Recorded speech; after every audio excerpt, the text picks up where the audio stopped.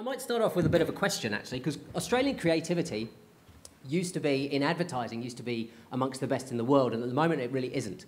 For my mind, we've got marred by complexity, but can anyone take a punt at the percentage of Australian advertising that's shit? 80? Ooh, it's pretty good. It's good, it's good. Hang on, where's my button? I shall reveal. 89%. In the marvellous words of my countryman, Sir Winston Churchill, never trust a statistic you didn't make up yourself. But this is Interbrand. So Interbrand Forum looked at the Australian landscape of all advertising spent in Australia, 7.2 billion in 2016, and 89% had absolutely zero unaided brand recall. So only 11% got noticed or got remembered. That's only 11% had half a chance of getting noticed or remembered. So we've probably got about 100 people in the room here. Who can remember an advertising or something compelling advertising from yesterday? Anyone? Oh, there's one. So if you think about, if we all live in reasonably urban areas, you've got about 1,700 marketing media messages spammed at you every single day. About 100 people, that's 170,000 messages, and we as a group can remember one, and we're the people who give a shit. So this is the scale of creative problem that we are dealing with. So our job as a creative agency is to make sure that you're in the 11% that gets noticed and remembered. Now, from the 11% that gets noticed and remembered, 4% gets remembered positively, 7% gets remembered negatively. And a lot of the time, we want to make creative, and we want to make advertising that we all like. But like is irrelevant. It's about being in the 11%, because at least you've got half a chance. Otherwise, you're going to put up wallpaper. So I might start with a bit of a personal story to lead into a few of these principles, I suppose, that we ascribe to as a creative agency. And it's a story of me and my little boy, who turns 8 tomorrow. It's a big day. Hell of a party planned. And when I was in charge, daddy daycare, looking after breakfast, getting him ready for school just before last term, I said, "Mate, what do you want for breakfast?" And he looked at me and he said, "Oh, Dad, I'll have some Wheat Bix." I went, good boy. It's a client, I'm into that. And he said, "Oh, and some bacon." I went, "Wheat Bix and bacon?" Yeah, crispy bacon. He was very specific about crispy bacon. And I thought, that's a particularly odd request for breakfast, but who am I to dash his little dreams? So I decided that I would make him bacony Wheat Bix. And what we find as a creative agency is exactly what my little boy went through. He's thought, Wheat Bix is great, bacon is great. If I take two amazing things and I stick them together, it's going to be awesome. But it isn't awesome. Bacon Wheat Bix is bloody horrible, and his face was fantastic. So the first principle that we ascribe to, and what we get all the time coming through in briefs is, oh, we've got this amazing sales message, and we've got this, and we've got this, and we've got this, is if the glass is already full, you can't make it more full by adding more stuff, right? You can only have one compelling thing in one ad. Completely adding more and more messages is not going to work. One plus one is not going to make an amazing and creative advertising. So if you're trying to add into your briefs to your agency, if you're sending them lots and lots of incredible sales messages, that's great. And if they're coming back trying to stuff them all together like a buffet of creativity, it ain't going to work. You're straight into the 89%.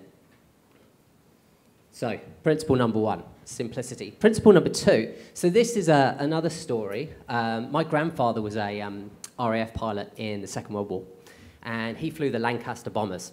And they're a particularly brutal thing to be flying in the Second World War. They were basically slow.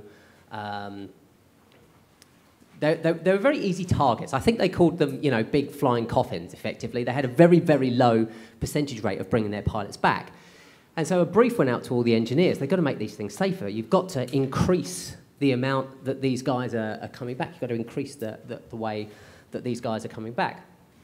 So they did what is often the way. They thought, well, we're going to make it safer. Why don't we add some steel plating around the fuselage? And then they thought, well, why don't we add some gunning positions? And we could add some gunning positions, and that's going to make it safer. And then if we add some more armour around the wings as well, that's going to make it safer. So they kept adding and adding and adding and adding. And so adding and adding and adding until eventually the Lancaster bombers went from needing 2 Rolls-Royce engines, they needed 4 Rolls-Royce engines to fly the things. They went from being 8-ton to 16-ton up in the air. They went from being able to fly at 300 miles an hour to 245 miles an hour. And there was a small problem. Even though they had 16 gunning positions, at 245 miles an hour, they were 100 miles an hour slower than the enemy fighter planes. And so they still kept going down, kept going down. And so it wasn't until Geoffrey de Havilland, one of the designers, he'd been inspired by this French philosopher, Antoine de Saint-Exupéry, who had said, perfection is achieved not when there's nothing more to add, but when there's nothing left to take away. So Isabel was talking earlier about Apple. Why do we love Apple so much? Simplicity. Life is so bloody complicated. Just make it simple. So inspired by this quote, he started stripping everything back. He thought, well, hang on a second. Let's rethink this problem. Let's strip everything back. Let's get rid of all of this stuff. And he actually ended up making the de Havilland Mosquito, which improved the pilot return journeys by 55%, which is an incredible turnaround. He took everything away until effectively he had a wooden plane that could just fly faster. Only 2 people to fly the thing, no gunning positions. That's all it had to happen. And I was fortunate enough where my grandfather was flying those instead of the Lancaster bombers later on in the Second World War. So so principle number 2 is try and take as much stuff away. If you've got messaging on your advertising, do you really need a phone number, a website, an email address? Do you really need, all of these extra people and extras in your photography? What do you really need? And remember that perfection is achieved when there's nothing left to take away. You don't need loads of stuff on your advertising. You need the right stuff. So what is that right stuff? So the lens that we look at all creative problems is really simple. And again, I think a lot of creative is marred with complexity, and as agencies, we make it sound all incredibly confusing and difficult, which is always the cornerstone of any industry. I've gone from the legal profession, which we make up our own language, to the creative profession, where we've equally got our own language. But the reality is it's really simple. So every single piece of communication and every single piece of creative, whether it's content or whether it's advertising or whatever we're putting out there, needs to flow through this filter. And we know this in our personal lives. We all do it in our personal lives, and we forget it somehow when we're marketing. We've got to get noticed. There's no point in having beautiful creative unless it's not getting noticed. You've got to find a way to get remembered. You've got to get bought, and you've got to get bought again. And every single brief to every single agency and every strategy should start with this layer of simplicity. Really, really is. And again, like I said, we use it in our personal lives all the time. Every single time I want to get a sale, I've got to use this. If I'm watching the cricket and I would like my wife to open me a beer, I go through the same process. I've got to get noticed. I've got to go, Rachie. I've got noticed, all right? Get remembered. Crack us a beer, would you? Nice and simple. If I gave her loads of instructions, I'm gone. Nice and simple. But then I've got to get a sale. What's in it for her, right? Crack us a beer, and I'll put the kids to bed when the cricket's over. And then if she thinks that's a good deal, I've got a sale. Everything's easy. And we all use this exact same model in everyday life, and somehow this escapes us in our briefs when they go to the creative team. How are we going to get noticed? How are we going to get remembered? How are we going to get bought? And how are we going to get bought again? So I've only got time to go through a couple of the tricks that we use as a creative agency and get noticed and get remembered, but I'll talk to a couple of those simple points. So, get noticed. Let's do that. Isabel talked about it a lot earlier. If you understand how humans behave, you can understand the media. It's really, really simple.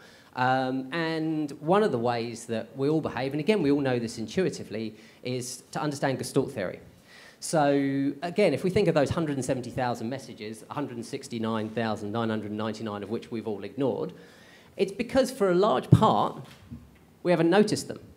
There's nothing which is new or interesting or dynamic which catches our eye. We're attuned to find new and dynamic things.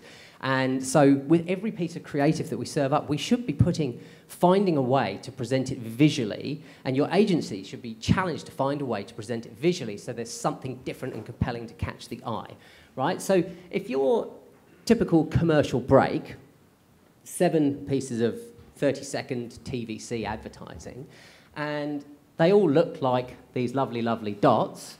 Now, which dot is going to get noticed more? Is it the first dot or the fifth dot, or is it the square? But we all know intuitively it's the square, and yet somehow, when you watch TV advertising, we're all churning out the same stuff. There's not anything which is different or compelling about it. And it's really important to know that the mind is just a pattern-making machine.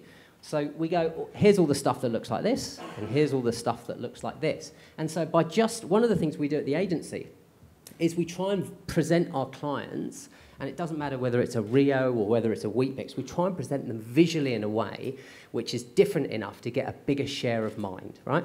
So because the mind is a pattern-making machine, if we've got everything all clustered together, if I see 20 pieces of digital advertising in my Facebook feed, and of those 20 pieces of Facebook advertising in my Facebook feed, they all look like circles, then I put in another circle, I've got 5% of your mind space, right? Simple, simple, simple.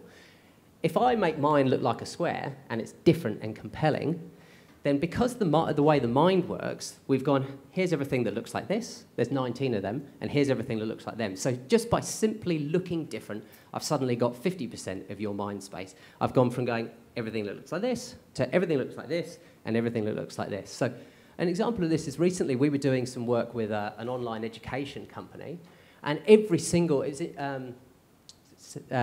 Sarah that was talking about it earlier today? Yeah, and every single piece of advertising online for whether it's MBAs or master's degrees or whatever, it all involves somebody sort of staring off into the middle distance at how amazing their life's going to be in the future.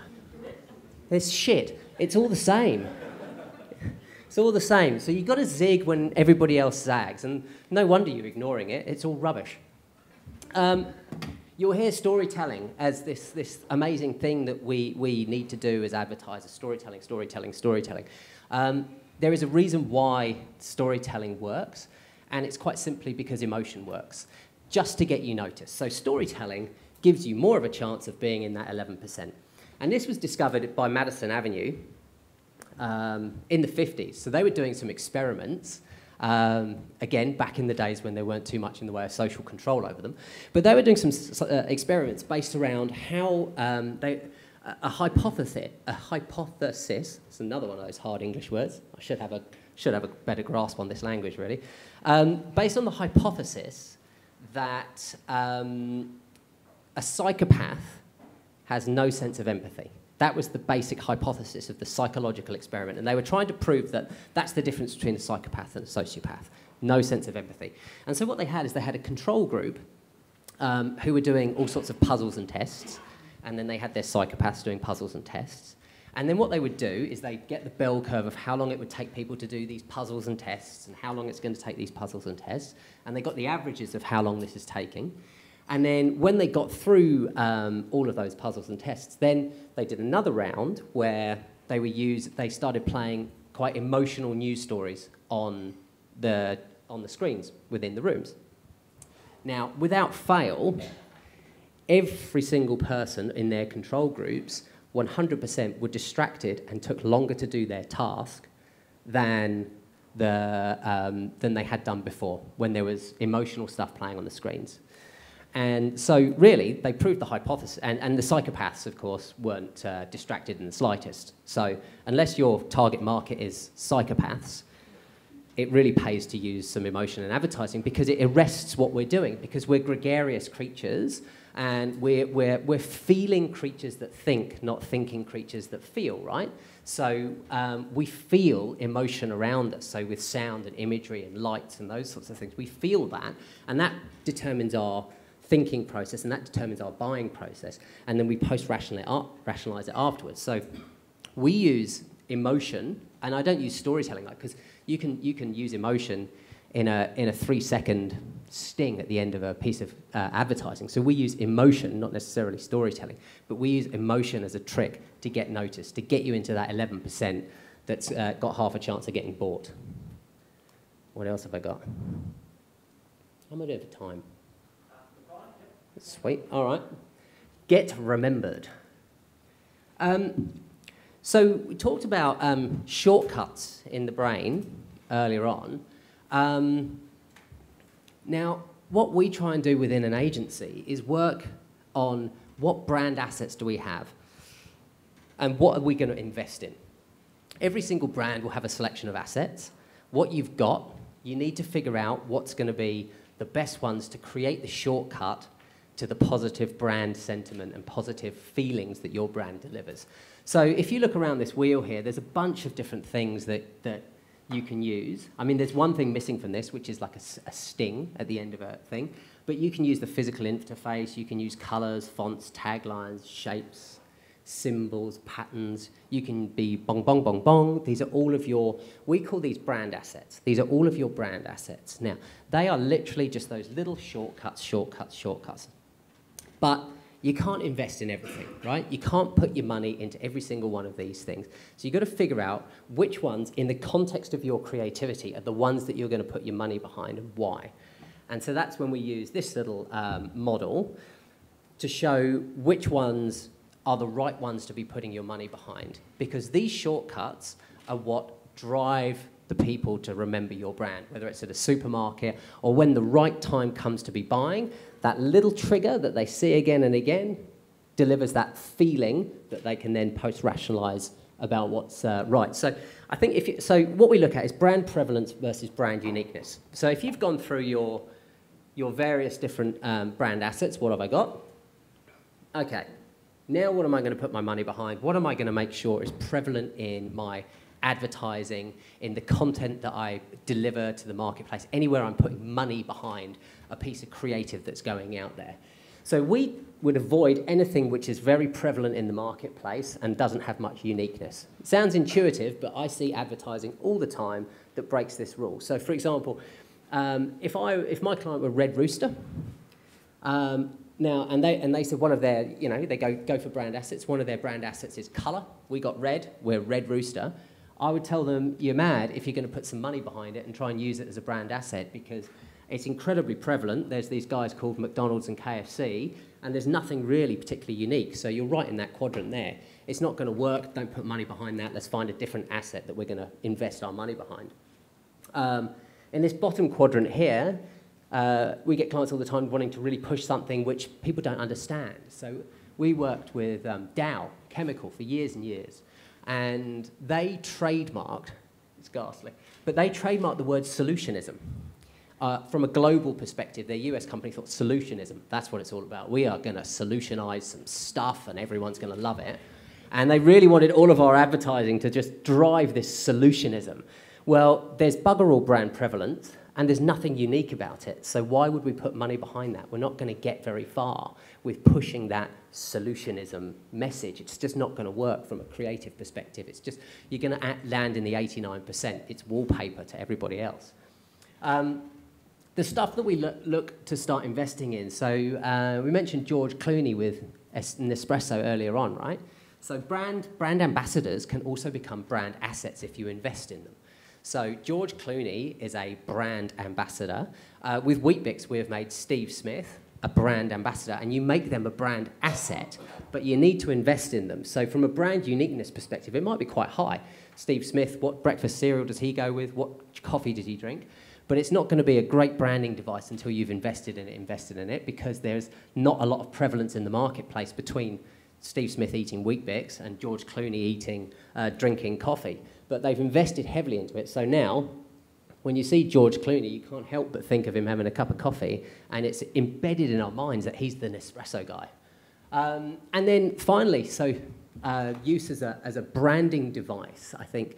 So when you know you've hit the nugget of gold, when you've been through all your wheel of my shortcuts to positive brand sentiment, what's going to sit in that limbic brain, and you found out, and you can find that you've got something which is quite prevalent but quite unique as well, that's what you put your money behind.